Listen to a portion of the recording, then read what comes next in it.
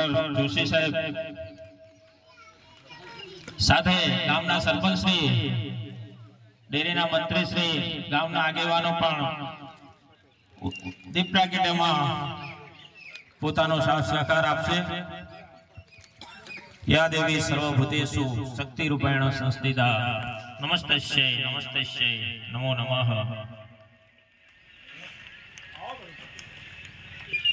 या देवी सर्वभूतेषु बुद्धि रूपेण संस्थिता नमस्तस्यै नमस्तस्यै नमो नमः।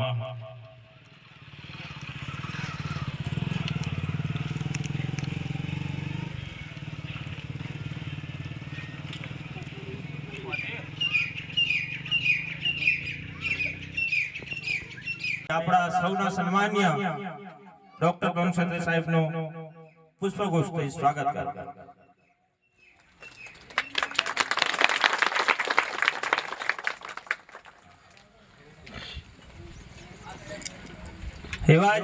આ જિલ્લાનો હાલ પશુપાલનના વડા અમારા સૌના માર્ગદર્શક અને જિલ્લામાં પશુપાલન ક્ષેત્રે કઈ રીતે વિકાસ થાય, પશુપાલકો કઈ રીતે સમૃદ્ધ થાય તેની રાત દિવસ ચિંતા કરી જિલ્લાનું નેતૃત્વ કરતા ડોક્ટર કામી સાહેબનું સ્વાગત માટે હું ડોક્ટર ચેતનભાઈ સાહેબ, શ્રી મંત્રી શ્રી ડેરી ને વિનંતી કરીશ કે પુષ્પગુચ્છથી ડોક્ટર કામી સાહેબનું સ્વાગત કરશે।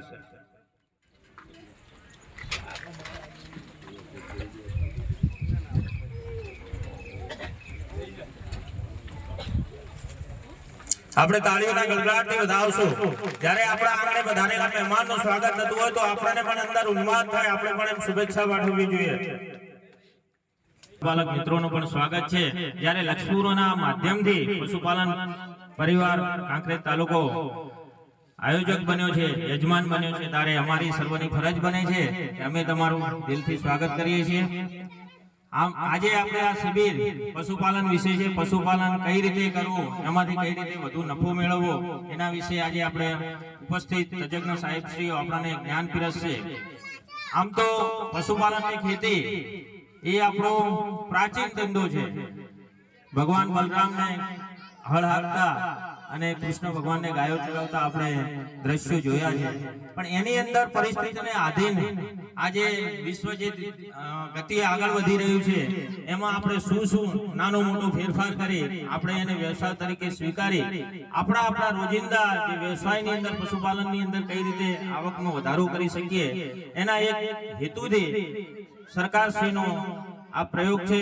અને એમાં જે અહીંથી પીરસવામાં આવે, જે અહીંથી આપણને સૂચન કરવામાં આવે એનું દિલથી આપણે અમલ કરી અને આપણે એને આપણા વ્યવહારમાં ઉતારી અને આપણે 100% એનું ફળ મેળવશું એવી અભ્યર્થના સાથે આપણે આ શિબિરને આગળ વધારીએ છીએ। આજે હું ડોક્ટર એસએન જોશી સાહેબને વિનંતી કરું કે આપ પ્રસંગને અનુરૂપ આપનું જ્ઞાન પશુપાલક મિત્રોને આપશો। તો ડોક્ટર જોશી સાહેબ। વિભાગીય સંયુક્ત પશુપાલન નિયામક શ્રી રામચંદ્ર સાહેબ, જિલ્લાના પશુપાલન ખાતાના વડા એવા નાયબ પશુપાલન નિયામક શ્રી ગાવી સાહેબ, મદદનીશ પશુપાલન નિયામક શ્રી પ્રજાપતિ સાહેબ, અમારા સાથી એવા વજાભાઈ સાહેબ, સ્ટેજ ઉપર બિરાજમાન પશુપાલન ખાતાના અન્ય અધિકારી અને કર્મચારી મિત્રો અને જેના માટે આ શિબિરનું આયોજન કર્યું છે એમાં હાજરી આપી રહેલ સર્વે ભાઈઓ અને બહેનો। હવે હમણાં વાત કરી કે બલરામને ખેતી કરતા અને કૃષ્ણને ગાયો ચારતા આપણે જોયા છે। પશુપાલનનો વ્યવસાય આટલો જૂનો છે, પરંતુ પશુપાલનને વ્યવસાય તરીકે સ્વતંત્ર વ્યવસાય તરીકે હજી પણ આપણે જોયો નથી। હકીકતમાં આજે તમે મોટા શહેરોમાં જાઓ ને તો ત્યાં મોટા મોટા ઘર બાંધ્યા હોય, નીચે આપણે ગાડીઓ મૂકવાની જગ્યા હોય ત્યાં ગાયો બાંધેલી હોય। મોટા શહેરોમાં તમે સુરત મુંબઈમાં જાઓ તો તમને જોવા મળે। એક સમય એવો હતો કે જ્યારે કૃષિ અને પશુપાલન એકબીજાના પૂરક ગણાતા હતા, પરંતુ હવે એક સ્વતંત્ર વ્યવસાય તરફ જઈ રહ્યો છે। પણ એને આપણે વ્યવસાયની દ્રષ્ટિએ જોવો પડશે. આજે મારે કહેવું પડે છે કમનસીબે કે ખેડૂતો આજની તારીખે પણ પશુપાલનને વ્યવસાય તરીકે જોતા નથી. એને બસ બાપ દાદાના સમયથી આપણે પાળતા આવ્યા છીએ, ઘેર ઘી દૂધ ખાવાનું છે એ રીતે હજી પણ જોઈ રહ્યા છે. એનો સાદો દાખલો તમને આપું કે માનો કે કોઈ વેપારી તમારા ગામમાં હોય અને એની પાસે એક જૂનો માલ પડ્યો હોય, ખરાબ માલ પડ્યો હોય અને એની પાસે નવો સારો માલ પણ હોય, તો તમે વસ્તુ લેવા જાઓ તો તમને કયો માલ આપે? જૂનો પડેલો જ આપે ને. ખરાબ હોય પેલો કાઢે ને. પણ ખેડૂત શું કરે છે? પોતાની પાસે સારી ગાય ભેંસ જે છે એ વેપારી આવે એટલે એને આપી દે છે. એટલે શું થયું કે આપણે શંકરિયા લાવવા પડ્યા. આજે ઘેર ઘેર શંકરિયા થઈ ગયા ને. શંકરિયા એટલે શું ખબર છે? શંકર શંકર તમે કરો છો, પણ શંકર એટલે શું? શંકર એટલે સાદી ભાષામાં કહી દઉં, વૈણ શંકર. જેનો બાપ પરદેશી છે અને મા દેશી છે, એની ઓલાદ એટલે એ શંકર. પણ વૈણ શંકર કહીએ ખરાબ લાગે એટલે આપણે એને શંકર કહીએ. આપણી હાલત આવી કેમ થઈ? આપણે કહીએ કે આપણા દેશમાં તો ઘી દૂધની નદીઓ વહેતી હતી અને આજે આપણે આવી હાલત થઈ કે શંકરિયા લાવવા. તો એના માટે આપણે જવાબદાર છે. એક મેં તમને કીધું એમ કે આપણી સારી જે ઓલાદ હતી એ આપણે વેચી દીધી. બીજી ભૂલ એ કરી કે આપણે દીકરા દીકરીનું સગું કરવું હોય ને, તારે એનો મોમાલ ને પોમાલ ને એનો મોમો ને એનો દાદો બધું વિચારતા હોય ને વડીલ. પણ ગાય ભેંસ ફેરવવાની હોય એટલે લઈ ગયા પાડે આંખ લઈને ફળીને વિયાણી પાર.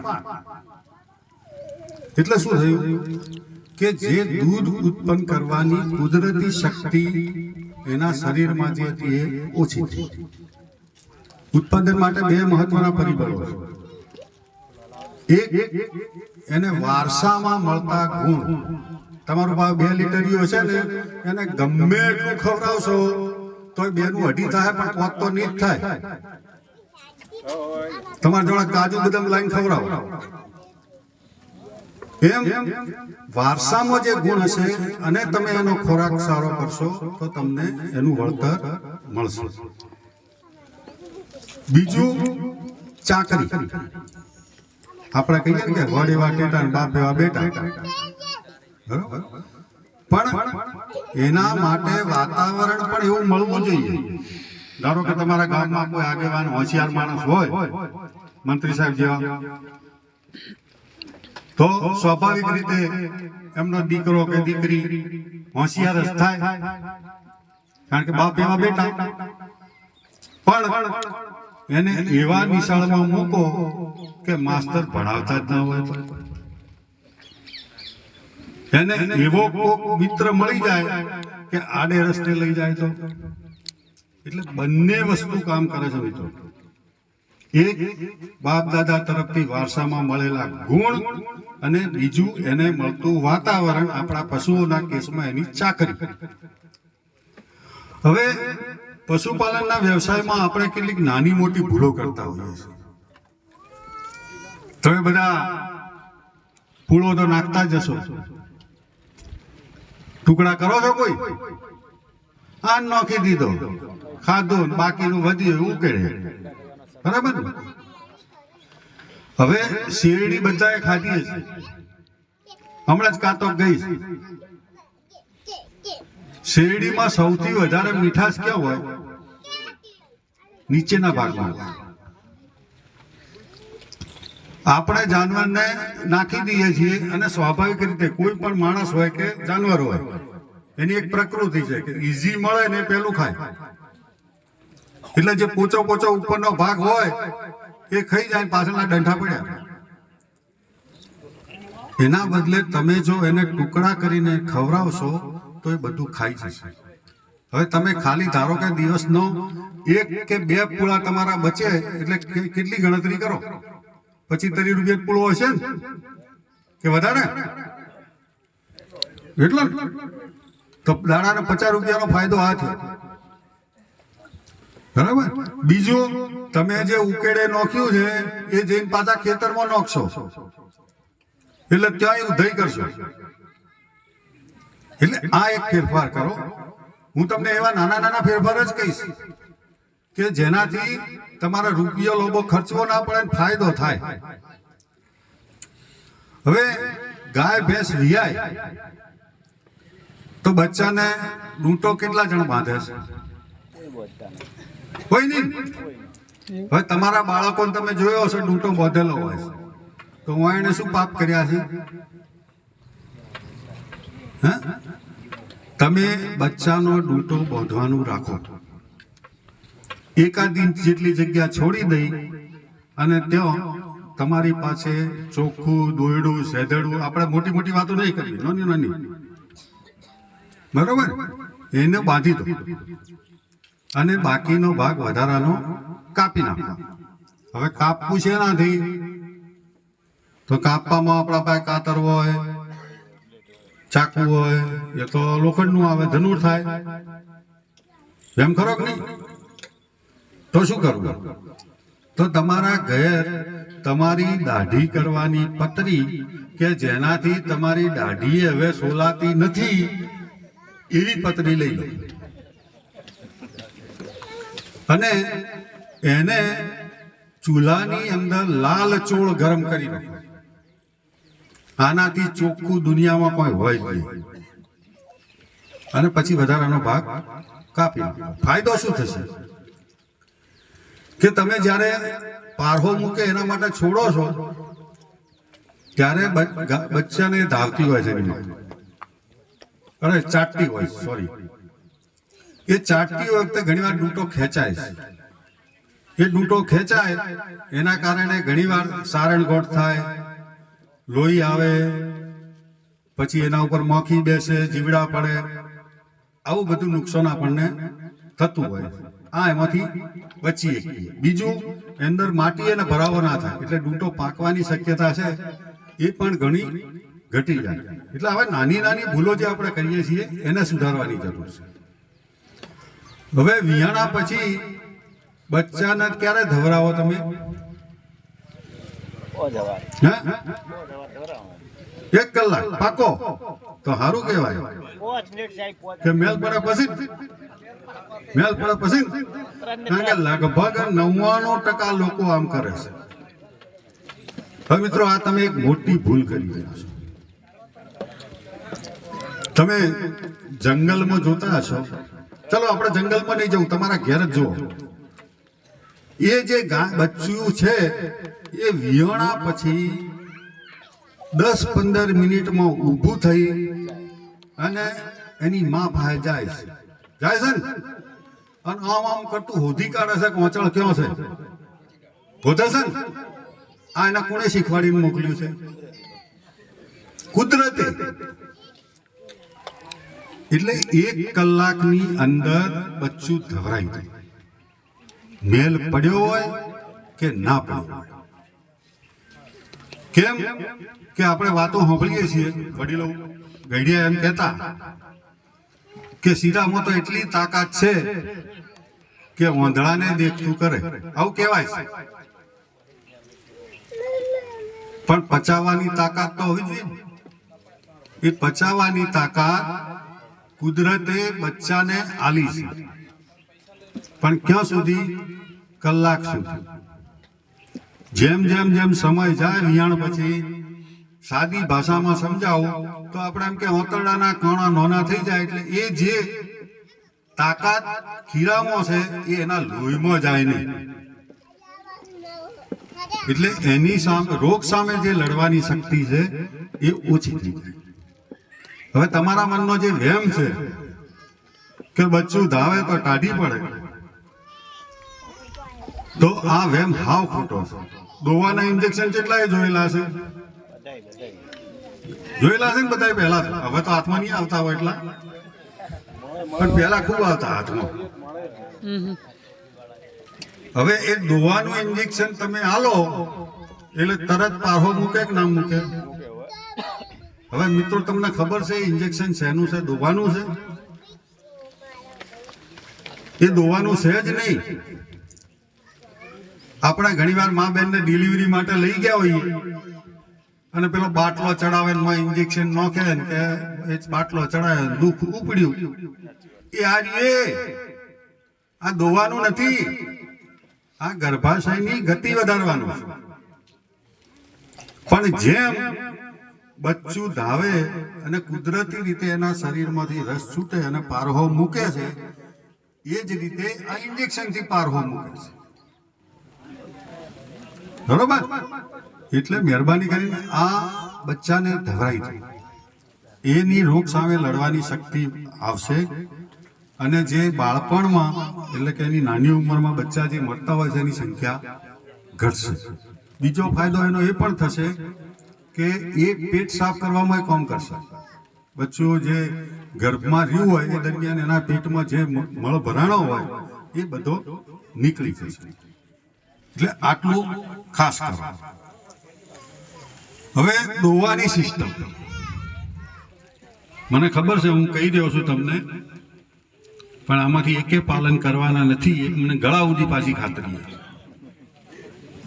કોઈ નહીં કરે, મને ખાતરી ગળા સુધી. હા, એનું કારણ પણ તમને કહું આગળ. ચોપડી આપી હશે, ચોપડીમાં કદાચ હશે કે દોવાની પદ્ધતિ કઈ. આપણે બધા અંગૂઠાથી આમ દોઈએ છીએ. હવે મિત્રો તમે આટલા વર્ષોથી પશુપાલન કરો છો તો તમે જુઓ 80 થી 90% ગાંઠ આંચળમાં ત્યાં જ થાય છે જ્યાં તમારા આંચળનો આ ભાગ અડે છે. મોઢિયા સિવાયની વાત કરું છું. મોઢિયામાં થતી હોય વસ્તુ અલગ છે, બાકી એ ગાંઠ અહીંયા જ હશે. તમે જોજો, ના જોયું હોય તો હવે ક્યારેય જોવા મળે તો જોજો. એટલે એને એ સિસ્ટમ બદલવાની જરૂર છે અને હાથથી દોવાનું રાખવા. કોઈ નહીં કરે એ મને વિશ્વાસ છે, કશો વાંધો નહીં. પણ નવી પેઢી તમે જે દોવા વાળી તૈયાર કરો એને મુઠ્ઠી વાળીને દોતા શીખો. એ આરામથી શીખી જશે અને એને કોઈ તકલીફ નહીં પડે. તમે જોયું હશે તમારા ઘણાના ખિસ્સામાં મોબાઈલ હશે, પણ લાગ આવે તો કોક મોબાઈલમાં કોક કરવાનું હોય ને તો પેલા 5 વર્ષના છોકરાને કે દેલા કરિયાલ દે ને છોકરું ફટતીને કરિયાલ છે, કરિયાલો છે ને. કારણ કે નાના બાળકોમાં શીખવાની શક્તિ સૌથી વધારે હોય. અને આપણે તો કેવું છે, કોમલ હવાર છે હે, એ હવારથી હો સુધી મણનો ધણ લઈ અને ટીપે છે ને, પણ એના એક દાડો ઓળખીતો હોય ને, સંબંધ હોય ખાસ, તો ઘેર ચા પીવા બોલાવજો અને એને કહેજો મને 4 ખીલીઓ હોય ઉપર મારી આવજે. આ એને કાઠું પડશે, કારણ કે ઓમ આ શરીર ઓમ જ ટેવાયેલું છે, ઓમ ફાવે જ નહીં. આ હકીકત છે. આ તમને સિમ્પલ તમને કહું કે માનો કે ભગવાને તમને જ્યારે જન્મ આલ્યો ત્યારે 2 હાથમાં કોઈ ખોમી રાખી હતી કે ડાબો તમારો મજબૂત ને જમણો નબળો? પણ આજે તમારો કયો હાથ મજબૂત છે? જે હાથનો તમે ઉપયોગ કરો છો. ડાબો છે તો ડાબો અને જમણો છે જમણો. બાકીના પથ્થર આમ ફેંકશો તો આટલું જ પડશે અને પેલા હાથે નોખશો તો ક્યાંય જાહે. શરીર આપણું એ રીતનું ટેવાઈ ગયેલું. એટલે બાળકને તમે તૈયાર કરો કે મુઠ્ઠી વાળીને દોતા શીખે. બાકી તો તમે દોવાની પદ્ધતિમાં ક્રોસમાં દોવાનું હોય છે, આ તો બધી તમને ખબર છે જ અને એ તો લગભગ પાલન કરતા હોય છે. પણ મિત્રો હવેનો સમય એ ચોખ્ખા દૂધનો આવી ગયો છે. તમે અત્યારે ડેરીમાં દૂધ ભરાવો છો, મંત્રી સાહેબ બેઠા છે, ફેટ કેટલા છે એના મુજબ તમને પૈસા મળે છે ને. પણ હવેનો સમય ભવિષ્યમાં એવો આવવાનો છે કે તમારું દૂધ કેટલું ચોખ્ખું છે એના ઉપર તમને પૈસા મળશે. એટલે ચોખ્ખા દૂધ ઉત્પાદન માટેની તૈયારીઓ તારથી માનસિક રીતે કરવા માંડો અને પ્રેક્ટિસ ચાલુ કરી દો. હવે ચોખ્ખું દૂધ એટલે શું? ચોખ્ખું દૂધ એટલે દોનારના હાથે ચોખ્ખા હોવા જોઈએ. પછી જ્યાં આંચળ અડાણ એ બધું પણ પહેલા ચોખ્ખું સાફ કરવું જોઈએ અને ચોખ્ખા વાસણમાં દૂધ લેવું જોઈએ. હવે અત્યારે તો આપણે શું કરીએ છીએ, આ જે વાહન ઉટકતા હતા, કોમ કરતા હતા, એના એ હાથે લઈ અને દોવા બેસી જવાનું, ભૂગણામાં થોડું પાણી હવાડામાંથી લઈ લેવાનું, એ બહેણીમાં જેમાં દોવાનું છે, પછી આમ 4 છટકોરા મારી અને દોવાનું ચાલુ. હવે જે પાણી તમે સોટેલું છે ને એ મોય પડશે. એટલે આવું ભવિષ્યમાં નહીં ચાલે. એટલે અત્યારથી તૈયારી કરજો. હવે હુવા રોગ લગભગ આ એરિયામાં તો ઘણો થાય છે, મને ખબર છે. હવે ખબર નહીં થતો હોય તો, પણ હુવા રોગ કોને થાય? તો સુવા રોગ એ જાનવરને થાય કે જેનું દૂધ ઉત્પાદન ઘણું સારું. તમારા 2 લીટરિયાને આખા આયખામાં વરહાદમાં ઊભી રાખશો તો હુવા રોગ નહીં થાય ને નહીં થાય. પહેલિયાતને 99.99% નહીં થાય. પણ બીજા વેતરનું થશે ને, દૂધમાં ઘણું સારું હશે તો બીજા વેતરમાં થઈ શકે, નહીં તો થોડી સારી જોવે ને તો ત્રીજા વેતરથી લગભગ ચાલુ થાય. હવે આ સુવા રોગ થવાનું ઘણા બધા કારણો આમ તો હોય, પણ મુખ્ય કારણો જોઈએ તો એક તો કુદરતે એક સિસ્ટમ મૂકી છે આપણા શરીરમાં. આપણા શરીર વિશે તમને સમજાવું થોડું, કે જેથી તમને આગળની વાત મારી સમજાશે. તમે દાઢી કરતા હો અને પતરી સામાન્ય અડી ગઈ તો એ લોહી બંધ કરવા તમે અંગૂઠો દબાવો છો ને. હવે તમે વિહાણ વખતે જોયું કે પેલી ગર્ભનાળ કે જે બચ્ચા સાથે જોડાયેલી છે ડૂંટામાં માના સાથે, એ અંગૂઠાથી વધારે જાડી હોય છે. એ જેવું તૂટે એની હાથે એક ફુવારો ઉડે અને ફટ દઈને બંધ થઈ જાય. આ તમે જોયું છે, ના જોયું તો હવે જોજો.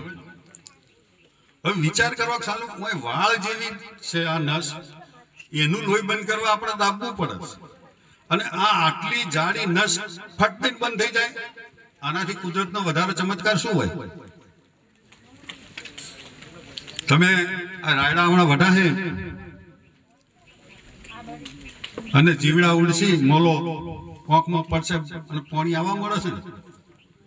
અત્યારે શિયાળાની ઋતુમાં આપણને કફ થઈ જાય, કરવું પડે, બરોબર? તમને આંખમાં પાણી કેમ આવે છે વિચાર્યું? તમે ખાલી પાણી આવ્યું છે એમ જ વિચાર્યું? એ કુદરતે નળ ચાલુ કર્યો, એ કચરાને મોલો જે પડ્યો છે ને બહાર કાઢવા. તમને જે ખાંસી આવે છે, થોડો કફ નીકળી જાય પછી કેવું સારું લાગે છે?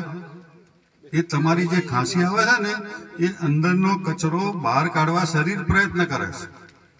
એટલે પહેલું તમને કંઈ પણ થાય, શરીર તમારો પહેલો બચાવ કરતું હોય છે. હવે જે હું વાત કરતો હતો, તો કુદરતે આપણે લાઇટમાં પેલી એમસીબી હોય ને કે કોઈક શોર્ટ થાય તો ફટ દઈ સ્વિચ પડી જાય, એવી સ્વિચ આપણા એક ગળામાં મૂકેલી છે, એમ પશુના ગળામાં મૂકેલી છે કે જ્યારે એના લોહીમાં કેલ્શિયમનું પ્રમાણ, હવે આ કેલ્શિયમ કહીએ ને એટલે પાછું એક ભારે શબ્દ થઈ જાય છે. કેલ્શિયમ એટલે શું મને કોઈ કહેશે? તમે બધા એ શબ્દ સાંભળ્યો હશે. પશુપાલનના જે સારો ધંધો કરતા હશે એને કેલ્શિયમ ખબર જ છે. હવે કેલ્શિયમ એટલે શું તમને ખબર? કોઈ મને કહેશો? કોઈ તમને ખબર છે કેલ્શિયમ એટલે શું? કેલ્શિયમ એટલે ચૂનો. અંગ્રેજીમાં કેલ્શિયમ કહેવાય અને આપણી ભાષામાં ચૂનો કહેવાય. પણ પેલો શબ્દ ભારે થઈ જાય ને એટલે એની અસર જુદી થઈ જાય. હા, બરાબર. હવે જ્યારે લોહીમાં કેલ્શિયમ ઓછું થાય એટલે હાડકા, આપણા જે હાડકા છે ને કેલ્શિયમ ને ફોસ્ફરસના બનેલા છે, એ હાડકામાંનું કેલ્શિયમ લોહીમાં આવે અને તમારા જાનવરને સુવા રોગની અસર કે હાઇપોકેલ્શિયમિયા ન થવા દે. પણ વિયાણા પહેલા આપણે સારો એવો કેલ્શિયમ મળે એવો ખોરાક આલ્યો હોય વર્ષો સુધી, તો પછી જ્યારે જરૂર પડે ત્યારે એ સ્વિચ પડે નહીં. જેમ તમારી એમસીબી લાગેલી હોય પણ વર્ષો સુધી જરૂરત ના પડી હોય, મેલ કચરો ભરાઈ ખરો ટાઈમ આવે ત્યારે સ્વિચ પડે જ નહીં. એમ શરીરનું આવું થયું. એટલે કેલ્શિયમ ક્યારે આપવું અને ક્યારે ન આપવું, છાપામાં ટીવીમાં જાહેરાત જોઈ અને બાટલા ચાલુ ના કરાય કે ભાઈ કેલ્શિયમ આલો ને દૂધ છલો છાલ. હવે બધા ટીવી લગભગ હવે બધે ઘણે બધે છે જાહેરાતો આવે છે, જોઈએ છે કે ફલોની ટ્યુબ લગાવો ને ગોરા થઈ જાઓ. આ સુધી એક ગોરો થયો એક, પણ તોય વેચાય છે ને. એના બદલે તમારે જો કેલ્શિયમ આપવાની જરૂરત હોય તો જો હવાડો હોય તો એને ચૂનાથી ધોળી દો, અથવા તો ચૂનાની પોટલી, કાળી ચૂનો આપણે જે છે એની પોટલી અંદર મૂકી રાખો. ધીરે ધીરે એના શરીરમાં કેલ્શિયમ મળતું રહેશે. હવે વધારે કેલ્શિયમની કેમ જરૂર પડવા મળી આવી કે ઘણા એમ કહેતા હોય મિત્રો કે સાહેબ તમે કહો છો પણ અમે તો મારા બાપ દાદાના સમયથી આ ઢોર પાલતા આવ્યા છો અને આવું કશું હાલતા નતા ને તોય કોઈ થતું નતું. એ હાચા ખોટા? હાચા. પણ મિત્રો ફરક ક્યાં છે તમને કે પહેલા તમારી ખેતી એ 12 માસી હતી કે ચોમાસું હતી? ચોમાસું હતી. સીઝન એક જ લેવાતી. સારી જગ્યા હોય તો વળી શિયાળું આવતું લેવાતું, બાકી ઉનાળામાં તો કોરું ધાકોર જ પડ્યું હોય. એના બદલે આજે આપણે ખેતરનો ખૂણો એક દાડો ખાલી હોતો નથી. એટલે જમીનમાં જે કસ છે એ કસ ખેંચાઈ જાય. અને જમીનમાં ના હોય તો ઘાસમાં ના આવે, ઘાસમાં ના આવે તો શરીરનું ના મળે. દેખીતી વાત છે. એટલે કેલ્શિયમ આપો પણ જ્યારે જરૂર હોય ત્યારે આપો, અને ખાસ કરીને વિયાણ પછી આપો. પહેલા લગભગ આપવાની જરૂર પડતી નથી. એટલે અને છતાંય જો આપવું જ હોય તો મિનરલ મિક્સચર આપો. તમારા આટલા બધા ભાઈઓ બેઠા છે એમાંથી કોકનું ઘર તો એવું હશે કે સવાર ઉઠે ત્યારે પેલા ઘરવાળા દાંતણ હાલે, પછી દાંતણ કરી રહી એટલે ચા આમ આગળ ધરેલો જ હોય. નાવા બેહીને તો અહીંયાના લુગડા વળગાડેલા હોય. હશે કોક તો હશે, જોઈ લેજો આજુબાજુ.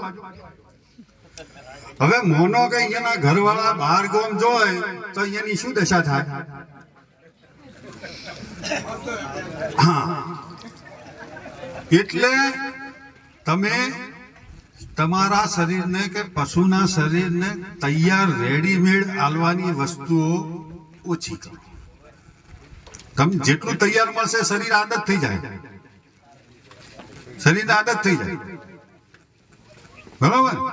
એટલે શરીરને એવી આદત પાડશો નહીં. કુદરતી ફોર્મમાં જે વસ્તુ મળતી હોય એ સારામાં સારી. હવે આગળ વાત કરું તો દિલ નીકળવાના પ્રસંગો તમે જોતા હશો. ઘણી વાર આપણું જાનવર ગાભણ હોય, 5-6 મહિના ગાભણ અને થોડું દિલ દેખાડે. હવે એનું શું કારણ? બધાને લગભગ આ જોવા મળતું હોય છે.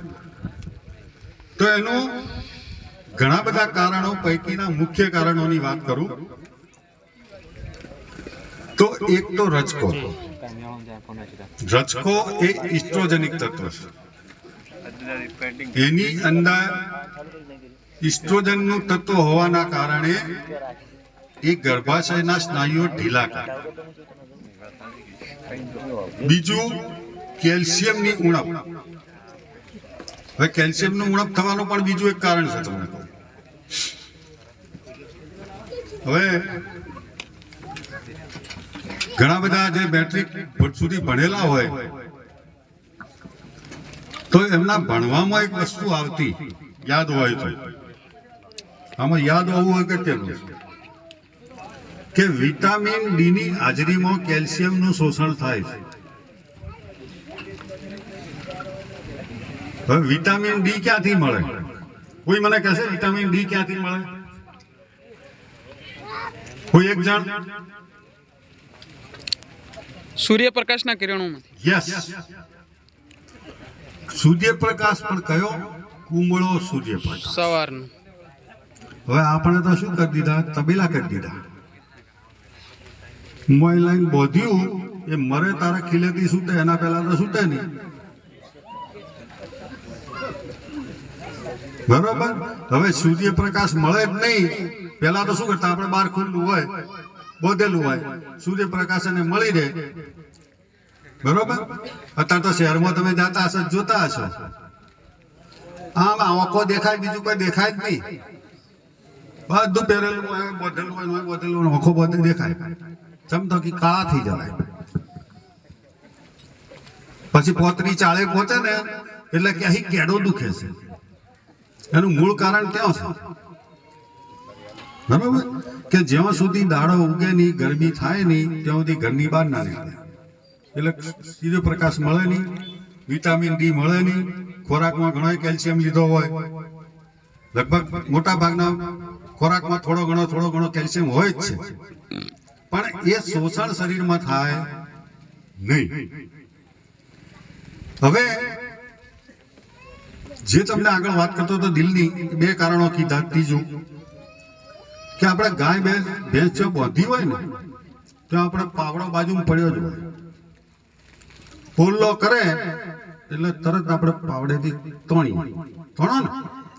હવે આપણે કહેવત છે કે પોલ્લો પડે તો રેત લીધા વગર ના જાય, માટી લીધા વગર જાય.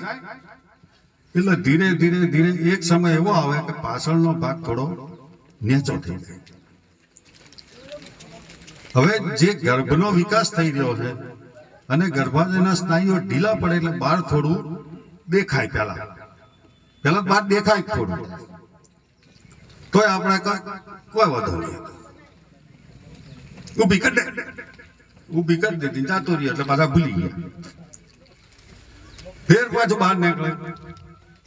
એમ કરતા કરતા એક સમય એવો આવે કે એને અંદર કોઠામાં હોજો આવે, બહારની હવા લાગે, ચેપ લાગે, પેશાબની તકલીફ થાય એટલે જોર કરે. પેશાબ જલ્દી થાય નહીં. તમે જોજો જે દિલ કરતી નો પ્રોબ્લેમ હશે ને એને લગભગ પેશાબનો પ્રોબ્લેમ હશે જ. તો શું કરવું? તો પહેલા તમને કીધું એમ કે જો થોડું ઘણું દેખાતું હોય તો ઊભી કરી દો, એ ઓટોમેટિક જતું રહેશે. હા, પણ ભાગ સુકાયેલો હોવો જોઈએ, એની હવા ઘણી લાગેલી ના હોવી જોઈએ. લાગેલી હોય તો થોડું ઘણું પાણી અંદર છાંટી દેવું. વધારે નીકળેલું હોય અને માટલા જેવડું આખું બહાર નીકળી ગયું હોય વિયાણા પહેલા, તો શું કરવું? તમે નસીબદાર છો, તમારા ગામમાં દવાખાનું છે, બરોબર. પણ જ્યાં ધારો કે દવાખાનું ના હોય તો એને શું કરવું? અથવા તો ગયા પણ ડોક્ટર કે વિઝિટમાં ગયા છે, 2 કલાક રહીને આવશે, તો સુધી આપણે હાથ જોડીને બેસી રહેવાનું. તો એને ચોખ્ખા પાણીથી ધોઈને સાફ કરી દો. હવે ધોતા પહેલા એક વસ્તુ યાદ રાખો કે તમારા હાથ ઓગળીમાં નખ ન હોવા જોઈએ. હોય તો જબલું પહેરી લો. જબલું પહેરી અને સાચવીને બધું સાફ કરી દો. પછી પેશાબના નીચેના ભાગે તમે 2 હાથ નાખીને થોડું ઊંચું કરશો તો એકદમ પેશાબ ધડધડાટ કરશે, લાગાવે તમને પલાળી દે. પછી એ માટલા જેવડું લોટા જેવડું થઈ જાય અને પછી અંદર જતું રહેશે. હવે ઘણા તો ડુંગળીની પાણી જ ધોવાય, ધોવે છે ને કે ડુંગળીની પાણી જ ધોવાનું. તમારે ડુંગળીનું પાણી થોડું મોઢામાં તો રાખો, ખબર પડે. નાજુક અંગ છે આ. ડુંગળીના પાણીથી એને ધોવાય નહીં. એને ચોખ્ખું પાણી, અને જો હોય ઉપલબ્ધ અને જો હાચવી શકતા હો તો થોડું સામાન્ય મીઠું એટલું કે તમને લાગે કે ખારાશ છે. આપણે આંસુ કોઈએ પીધા, કોઈ તાર રોયા તો હશે ને, કોઈક દાર તો રોયા હશે ને, હે? તો એ ટેપું મોઢામાં ગયું છે કોઈ દાડો? નહીં ગયું. હવે તો મોકો મળે તો લેજો ટેસ્ટ. એટલું ખારું ખાલી કરી અને એનાથી ધોઈ લો.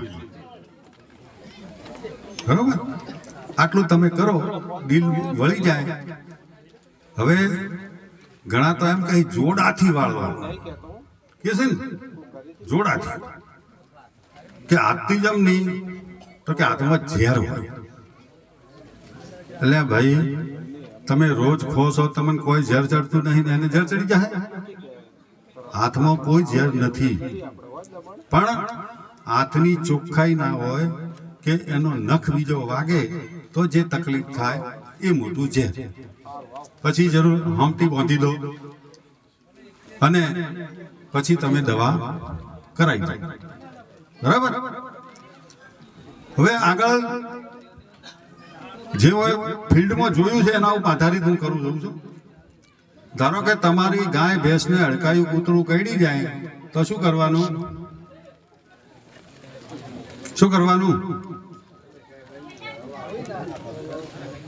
બીજું કોઈ નહીં. તારે પહેલું તો તમારે લડવાનું છે. ઇન્જેક્શન તો ઘણી પછીની વાત આવી. અને એના દૂધનું શું કરવાનું? ધારો કે કરડીને જતું રહ્યું, હોજે દોવાની છે, પછી દૂધ તો હલવાની જ છે. તો દૂધનું શું કરવાનું? ડેરીમાં ભરાઈ દેવાનું. સાચી વાત છે. આ સાચું બોલે છે, બાકી ઘણા. બરાબર? હવે મિત્રો જુઓ, પહેલું તો તમને કહું કે કૂતરું કરડ્યું છે એટલે એના દૂધમાં હડકવાના જંતુઓ કોઈ આવવાના નથી. છેલ્લા તબક્કે જ્યારે ખરેખર હડકવા ચાલુ થાય ત્યારે દૂધમાં એના જંતુ હોવાની શક્યતા કહેવાય છે. અમુક વસ્તુ કેવી હોય કે કહેવાય. ધારો કે કેન્સર તો શેનાથી થાય? તો કે ઓનાથી થાય. પણ આજની તારીખ સુધી કોઈ કઈ નહીં કે આનાથી જ થાય એવું નથી. હવે પહેલું તમે એ જે દૂધ છે એ તમે તમારા વાપરતા હોય તો વાપરો. મનમાં વહેમ હોય કોઈ, કારણ કે વહેમની કોઈ દવા નથી, તો એને ઉકાળીને બરાબર ગરમ કરીને વાપરો. બરોબર?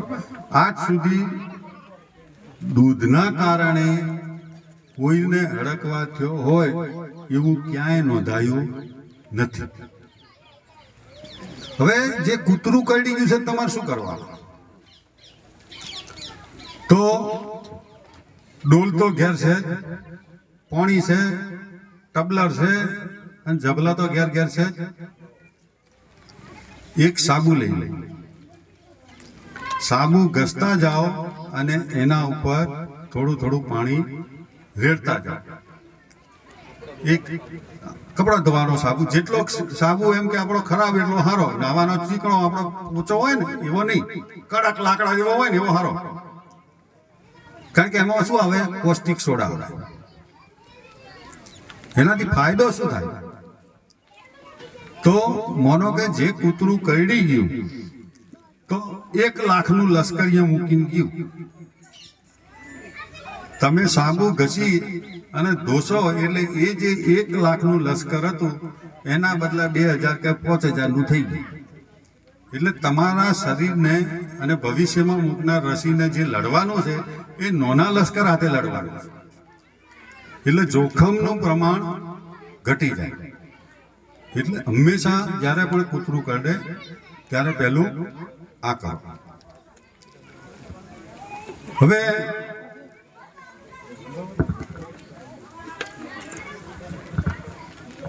થોડા બીજદાનની વાત કરી દઉં. આમ તો સાહેબ આગળ કહેશે, પણ બીજદાન કરવાના ફાયદા શું?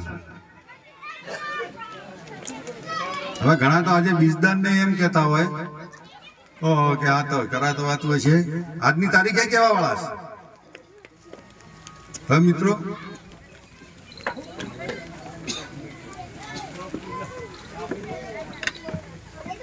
તમે ગણપતિની ઉત્પત્તિ સાંભળી છે? આજે દુનિયા ક્યાં છે એ તમને કહું છું. ગણપતિની ઉત્પત્તિ કેવી રીતે થઈ એ તમને ખબર છે? ગણપતિના બધા જાણો છો. પાર્વતી પુત્ર, બરોબર. હવે શંકર ભગવાન તપ કરવા ગયા છે. પાર્વતીજી ઘેર એકલા હતા. એમને નાવા બેસવું તો કોઈ કહે કે આવી જાય તો એમણે પોતાના શરીરમાંથી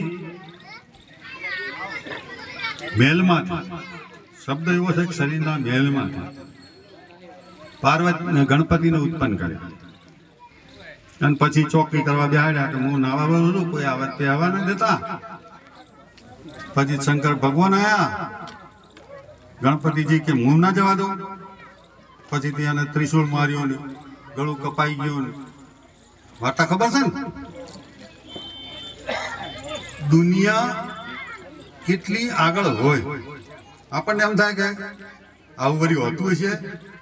શરીરના મેલમાંથી વળી ગણપતિ થતા હશે. બૈરું એકલું હોય અને એને વળી પુત્ર કે થતો હશે. થાય ને? તમને પ્રશ્ન થાય? પણ દુનિયા આજે ઘણી આગળ છે.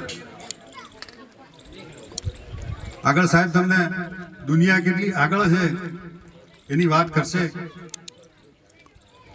પણ વિશ્વની અંદર આપણે હજી ઘણા પાછળ છીએ. આપણે વિજ્ઞાનની વાતો કરીએ છીએ. હમણાં સાહેબ આગળ પણ વાત કરશે. દુનિયા ક્યાંય પહોંચી છે? આપણે તો ખૂબ પાછળ છે. હવે જે વિજ્ઞાન કરતા હતા પહેલા, એના કારણે જે પાડે કે આખલે ફેરવતા ને એના કારણે એક રોગ થતો, બ્રુસેલોસિસ નામનો કહેવાય. ચેપી ગર્ભપાત ગુજરાતીમાં આપણે કહેતા હોઈએ છીએ. એમાં શું થાય કે છેલ્લા 3 મહિનાનું ગાભણ હોય એ વખતે જાનવર તરવાઈ જાય અને એમાં 99% મેલ પણ પડે નહીં. તો આવા કેસમાં આપણે શું કરવું? ચેપી ગર્ભપાત છે કે નહીં એ અલગ વાત છે, પણ તમારા ઘરે કોઈ પણ જાનવર તરવાઈ ગયેલું હોય છેલ્લા 3 મહિનામાં, તો એની સાફ સૂફી કરનાર ભાઈ કે બહેને પોતાના હાથની ને શરીરની ચોખ્ખાઈ રાખવી. નહીં તો એ ચેપ તમને પણ લાગી શકે અને તમને નુકસાન થઈ શકે. હવે આની રસી બાળપણમાં મૂકવામાં આવે છે. વાછડીમાં, વાછડી અને પાડીઓમાં. એ તમારે કદાચ મૂકાઈ હશે. હવે આ રસીની વાત નીકળી એટલે કહી દઉં કહેતા હતા કે આજ સુધી તમને ક્યારેય પ્રશ્ન એવો થયો કે રસી એટલે શું?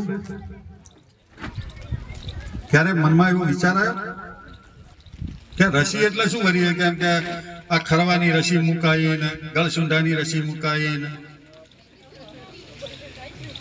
મને યાદ છે ગળસુંઢાનું, હું એ વખતે થરા હતો 1994. ભાદરવો મહિનો હતો, કદાચ વડીલ બેઠા એમને કોઈને ખબર હોય તો એ વખતે ભાદરવી પૂનમની આસપાસ પુષ્કળ વરસાદ થયેલો અને જે ભાદરવી પૂનમે અંબાજી ગયેલા ને એ આ દોતાવાળા રસ્તે ના આવી શકતા, એમને ફરી નાબુરોડ થઈને લાવવા પડ્યા હતા. અને એ વખતે ગળસુંઢો આખા ગુજરાતમાં અને અહીંયા આ વિસ્તારમાં પણ એટલો વ્યાપક પ્રમાણમાં હતો. આજે આપણે રસીના કારણે જવલ્લે કેસ જોવા મળે છે, પણ રસી એટલે શું?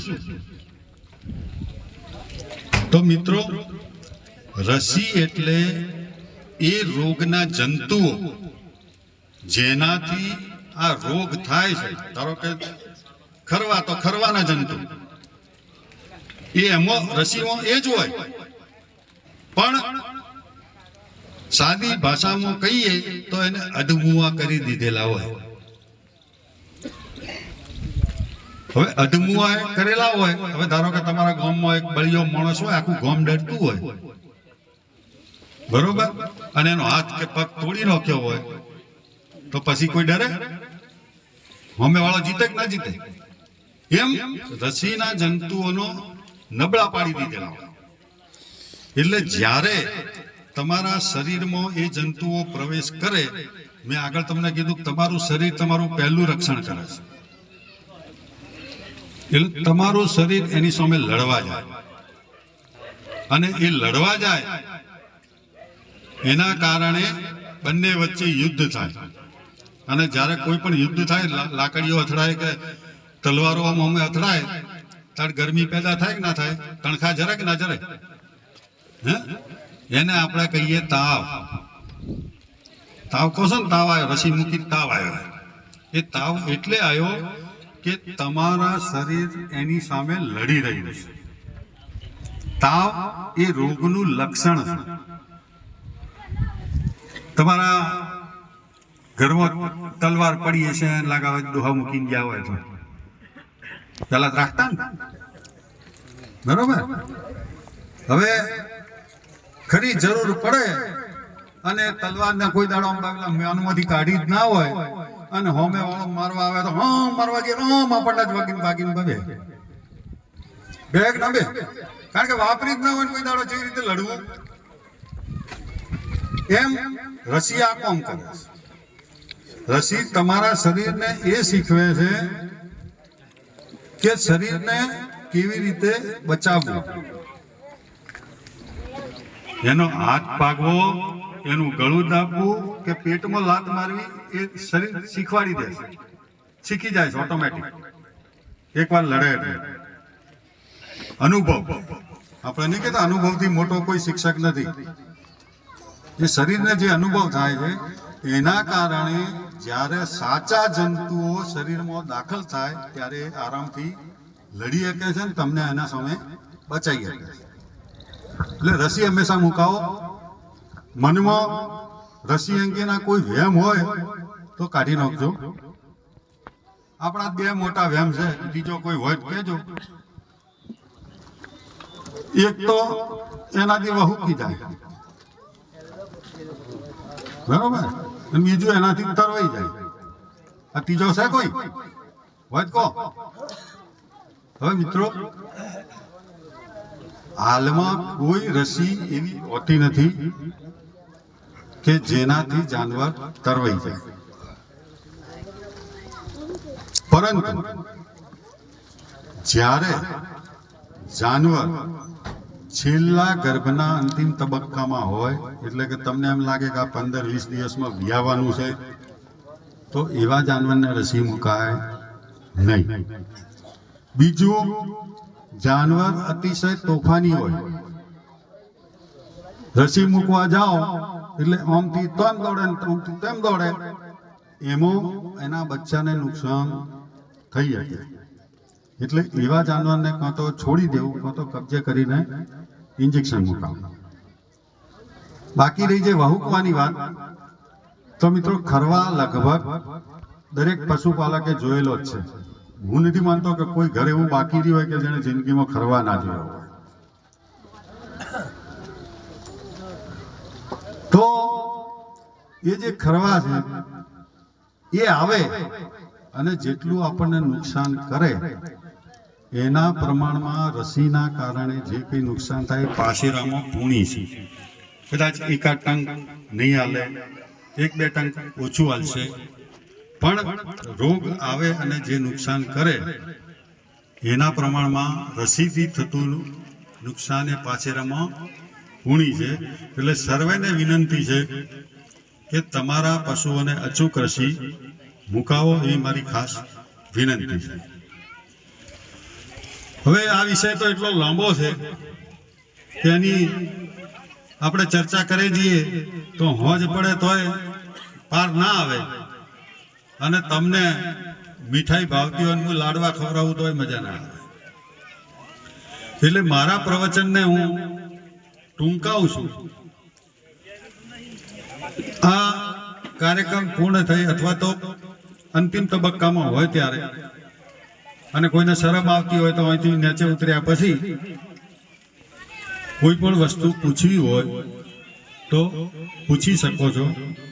હું તમને શક્ય એટલો સંતોષ આપવાનો પ્રયત્ન કરીશ. જય હિન્દ, જય ભારત. ખૂબ ખૂબ ધન્યવાદ જોશી સાહેબ. સાહેબશ્રીએ પશુપાલનને વ્યવસાય તરીકે સ્વીકારવો, સ્વસ્થતા રાખવી, બચ્ચાની કઈ કઈ રીતે કાળજી રાખવી, ખોરાકનો શું કાળજી રાખવી, આપણને ફિલ્ડની અંદર સતાવતો પ્રશ્ન ડીલ કાઢવું, એ વિશે ચેપી ગર્ભપાત વિશે બહુ સરસ આપણને ગમતી ભાષામાં જ્ઞાન આપ્યું. ખૂબ ખૂબ ધન્યવાદ સાહેબ માટે. એકવાર તાળીઓના ગળગાટ થઈ જાય. હવે બનાસ ડેરીમાંથી વધારેલા ડોક્ટર સંજયભાઈ ઓઝા સાહેબના સ્વાગત માટે હું વિનંતી કરીશ. ડોક્ટર સુરેશભાઈ પરમાર સાહેબને, સરપંચશ્રીને અને મંત્રીશ્રીને વિનંતી કરું કે આવો સાહેબનું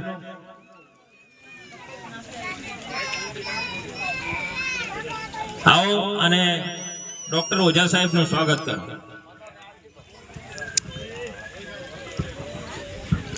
બહાર ઉભેલા પશુપાલકોને નમ્ર વિનંતી, સભા મંડપમાં પોતાનું સ્થાન લેશો, રજીસ્ટ્રેશન કરાવી અને સભા મંડપમાં આવી જશો.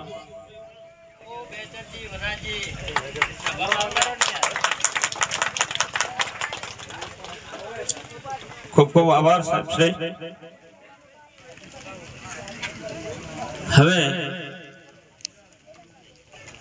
આપણા કાર્યક્રમના અધ્યક્ષ અને વિભાગીય સંયુક્ત પશુપાલન નિયામક સાહેબ તરીકે ફરજ બજાવતા, અમને સૌને માર્ગદર્શન આપતા, આપણા સૌના સન્માન્ય, જેમને સાંભળવો એક લાવો છે એવા ડોક્ટર કેજી બ્રહ્મક્ષત્રિય સાહેબને વિનંતી કરીશ કે તેઓ પ્રસંગને અનુરૂપ આપણને ઉદ્બોધન કરશે.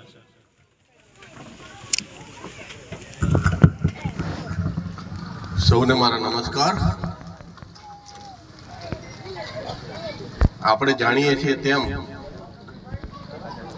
ચાલુ વર્ષે જે આપણે શિબિર કરી રહ્યા છીએ એ આખા જિલ્લામાં ફક્ત 2 તાલુકામાં કરવાની હોય.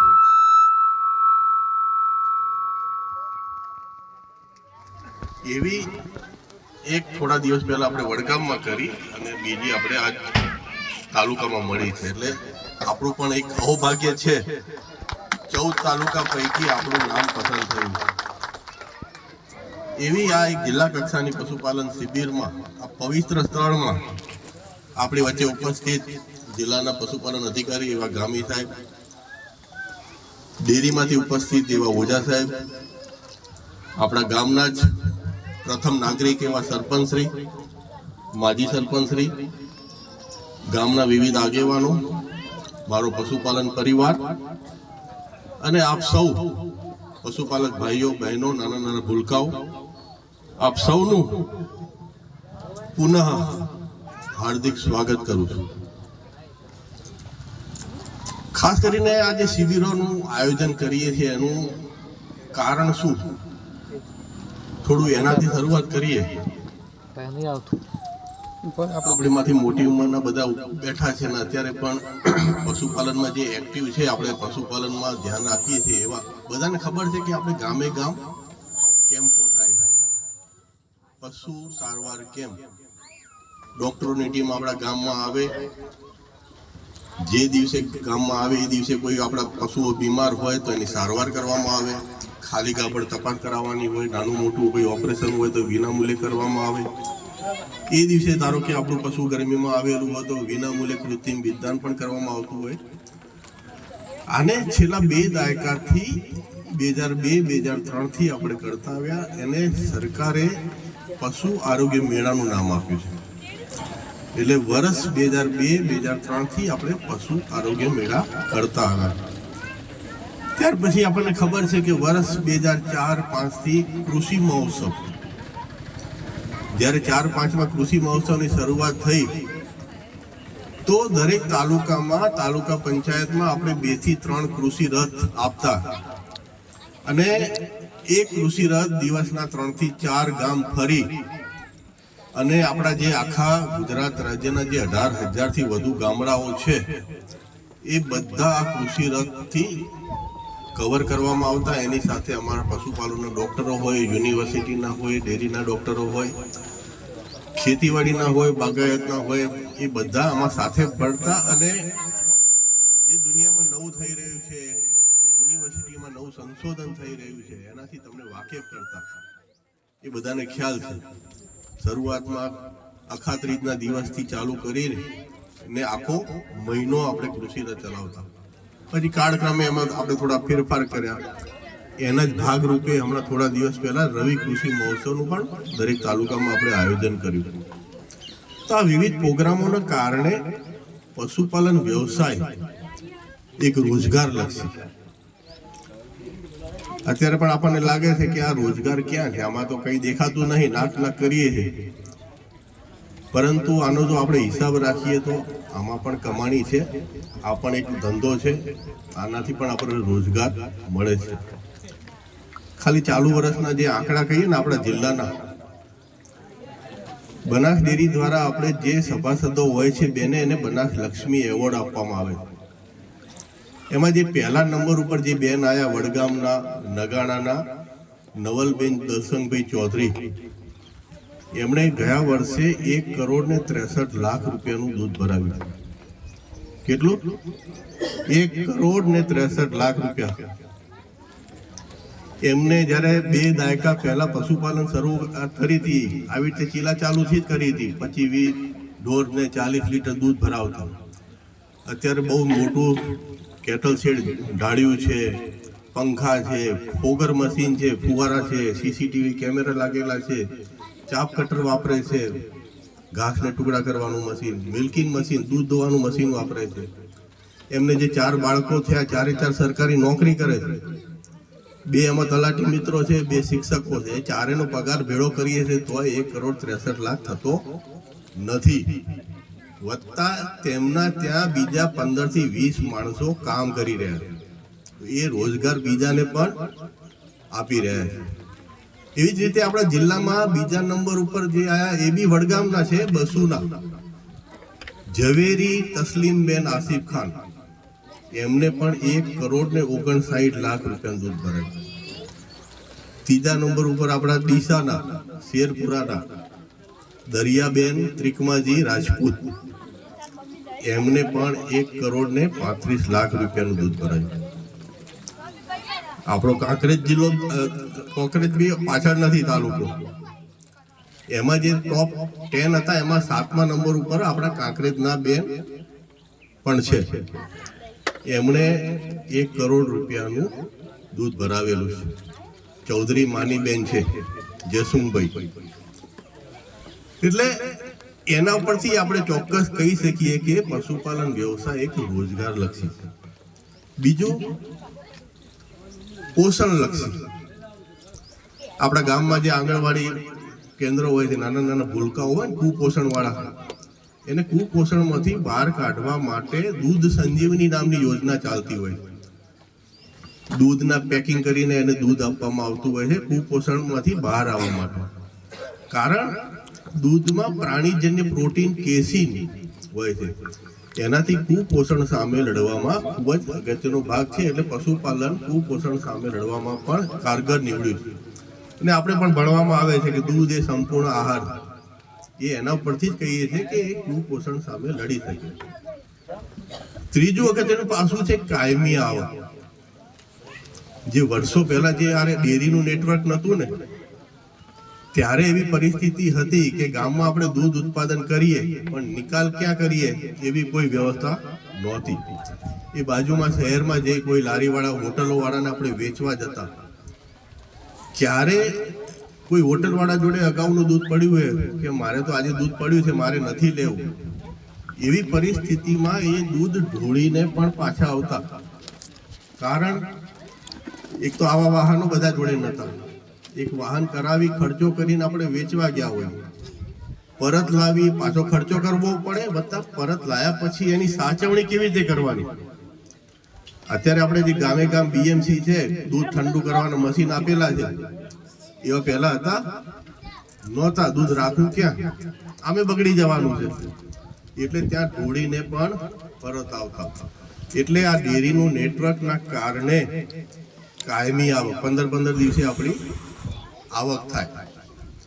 અને બેસ્ટ એક્ઝામ્પલ આપણે કોરોના, હમણાં કોરોના થોડા ટાઈમ પહેલા આપણે જોયો, બધા ધંધા રોજગાર બંધ હતા, આપણે ઘરમાં પુરાયેલા હતા, બધા ધંધા બંધ હતા. પણ પશુપાલનનો વ્યવસાય જ એવો હતો કે આપણે દૂધ દોવાનું ચાલુ હતું, મંડળીઓ ચાલી હતી, આપણે પૂરક આવક પણ એનાથી ચાલુ હતી ને આપણા ઘર ચાલતા હતા.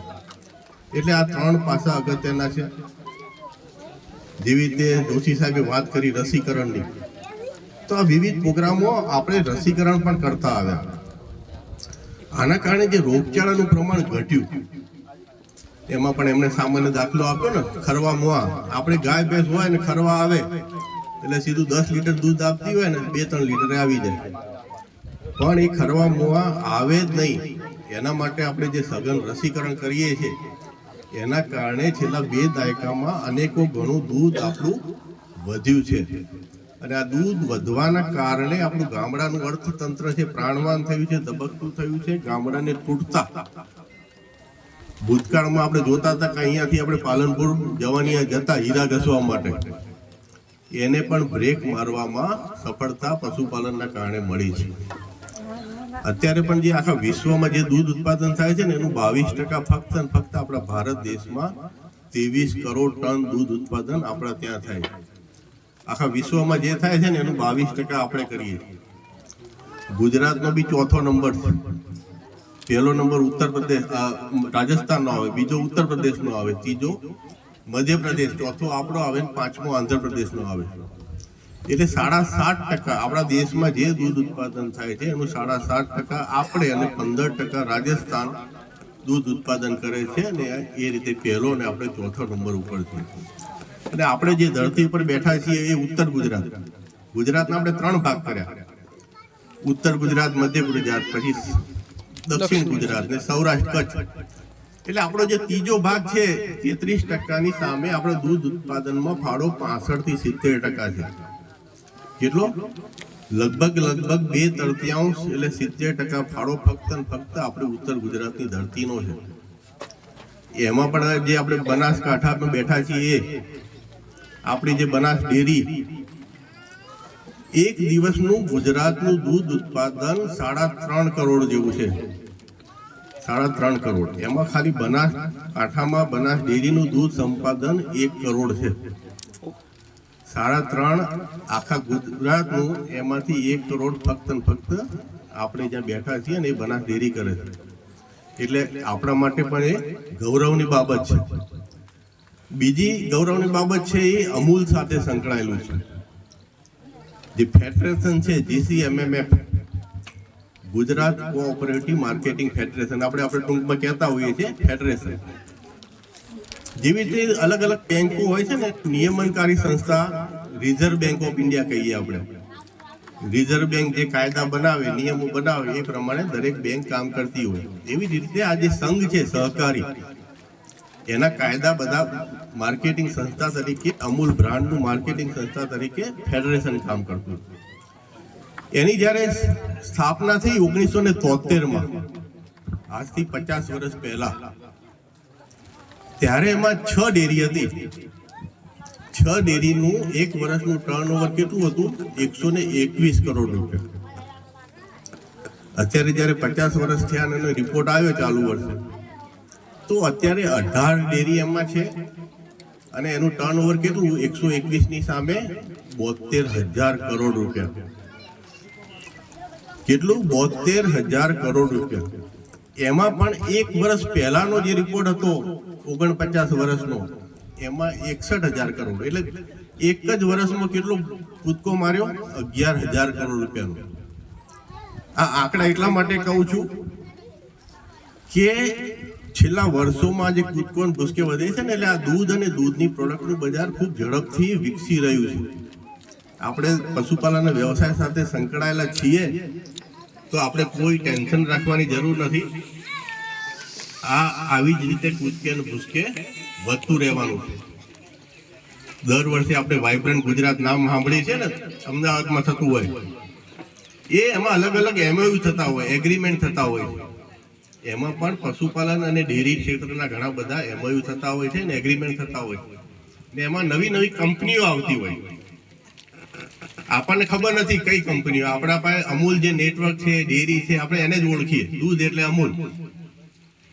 પણ કોઈને ખબર છે અમૂલ સિવાય નંદિની, નેસ્લે, ITC, આશીર્વાદ, મધર ક્વોલિટી, હેરિસન, હેરિટેજ, અનેક, પરાગ, પ્રભાત, ડોડલા, ગોદરેજ, આ પણ એવા નામ છે, કંપનીઓ છે કે દૂધના વ્યવસાય સાથે સંકળાયેલી છે ને, આપણી આજુબાજુ જ કામ કરી રહી છે ને કરી રહી છે. આપણા માટે સારી બાબત એટલા માટે કે મારા પાસે હું 1 લીટર 10 રૂપિયા વેચું ડેરીને, અમૂલને. તો પ્રાઇવેટ કંપની વાળો આવે મને 11 રૂપિયા આપે તો હું કોને આપવાનો? મને 1 રૂપિયા વધારે મળશે એને આપું ને. પણ ડેરી તો બંધ તો નહીં થઈ ગઈ, અમૂલ તો ચાલી જ રહી છે ને. એ કેમ ચાલી રહી છે? એને 11.5 રૂપિયા આલવા પડે આપણને. એટલે હેલ્ધી કોમ્પિટિશન થાય, તંદુરસ્ત હરીફાઈ થાય. એના કારણે આ જે પ્રાઇવેટ ડેરીઓ આવે છે આપણા માટે ફાયદાકારક છે. એનાથી ડેરીનો પણ વિકાસ થાય છે અને આપણે પણ સારો નફો મળે છે. બીજા જે મેં અગાઉ આંકડા કીધા ને, એ એટલા માટે કીધા 72,000 કરોડ રૂપિયાનું જે ટર્નઓવર હોય છે ને, એનું 75% ફાળે આપણે પશુપાલકોના ફાળે પરત આવતો હોય છે. આ તાકાત અમેરિકામાં પણ નથી. ત્યાં જે ડેરીનું કે ટર્ન નેટવર્ક હોય છે, એનું ટર્નઓવર હોય છે, એમાંથી 45% જ પાછું મળતું હોય. અહીંયા આપણે ગુજરાતમાં સહકારી માળખાની તાકાતના કારણે 75% સીધું આપણા પશુપાલકોના ફાળે પાછું આવતું હોય છે. એટલે જેટલું ટર્નઓવર વધે એ આપણા ફાયદા માટે છે. બીજું, અમૂલની જ વાત નીકળી છે એટલે એ ટર્નઓવર કેવી રીતે વધારે છે? સામાન્ય રીતે તમારા જોડે આપણે દૂધ લઈએ ને, દૂધ વેચી મારીએ પાસ્ચ્યુરાઇઝ કરીને, એમાં નફો ઓછો થાય. પરંતુ એમાં જો વેલ્યુ એડિશન કરવામાં આવે, એનું દહીં, દૂધ, માખણ, ઘી, ચોકલેટ, આઈસ્ક્રીમ, આવું બધું બનાવી, પનીર, ચીઝ, જો એ બનાવીને વેચવામાં આવે, એક્સપોર્ટ કરવામાં આવે, બીજા દેશોમાં મોકલવામાં આવે, તો એમાં નફો વધારે રહેતો હોય છે. તો એ અમૂલ અને નંદીની બે બ્રાન્ડ એવી છે, આમાં વેલ્યુ એડિશન વધારે કરે છે અને વેચે છે, અને આપણો નફો એનો વધારે થાય છે, ટર્નઓવર વધે છે ને એ નફો આપણને પણ નફા રૂપે પરત મળતો હોય છે. આ બધી સારી બાબતો છે. તો પછી આ શિબિરો કરવાનું આશય શું? આપણે ટાઈમ વેસ્ટ કર્યા છે એવું નથી લાગતું? આપણે કરીએ છીએ, બરોબર જ કરીએ છીએ. દુનિયામાં 25 વર્ષથી દૂધ ઉત્પાદનમાં પહેલા નંબર ઉપર છે. તો એની 1-2 વાત કરીએ. તો દૂધ ઉત્પાદનમાં 25 વર્ષથી પહેલા નંબર ઉપર છીએ, પણ જે જાનવરોની સંખ્યા છે ને, એમાં પણ આપણે પહેલા નંબર ઉપર. અત્યારે આપણા દેશમાં 53 કરોડ પશુઓ છે. 53 કરોડ પશુઓ, વધારે પશુઓ રાખીને આપણે પહેલા નંબર ઉપર છીએ. દુનિયામાં જેટલા પણ દૂધાળા પશુઓ છે ને, એના 30% પશુઓ આપણા જોડે છે. જો બધા જાનવરો, બધા દેશના જે જાનવરો છે, બધાનું દૂધ ઉત્પાદન સરખું હોય તો આપણે દૂધ ઉત્પાદનમાં ફાળો 30% દૂધાળા પશુઓ છે એટલે 30% હોવું જોઈએ. પરંતુ શરૂઆતમાં મેં કીધું દૂધ ઉત્પાદનમાં ફાળો આપણો 22% જ છે. એનો મતલબ કે જાનવર દીઠ દૂધ ઉત્પાદન આપણું ઓછું છે. અત્યારે આપણા દેશમાં જે ગાય ભેંસનું સરેરાશ દૂધ ઉત્પાદન જોવા જઈએ તો 1862 લીટર આવે. અમેરિકામાં 7200 લીટર, ઇઝરાયલમાં 9400 લીટર.